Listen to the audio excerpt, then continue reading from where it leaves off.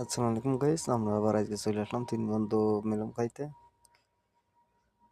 যাই হোক, এটা লাল চা, এর ভিতরে লেবু দেওয়া, এর কয়েতে ওয়াইস নেমু।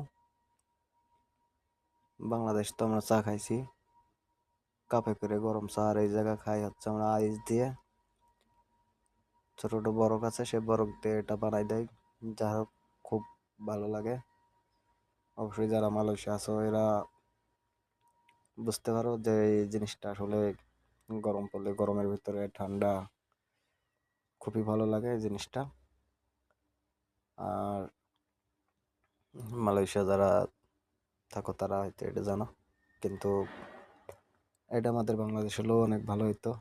ওই যে আমার বন্ধু হাসছে, ঠিক আছে, এটা আমাকে বাংলাদেশ পাওয়া গেলেও অনেক ভালো হতো। এটা গরমের ভিতরে খাইলে শরীরটা একটু ঠান্ডা হয়।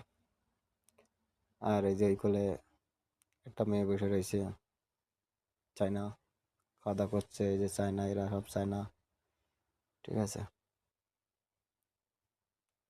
এই যে আমার বন্ধু মোবাইল দেখতেছে। তো যাই হোক, সবাই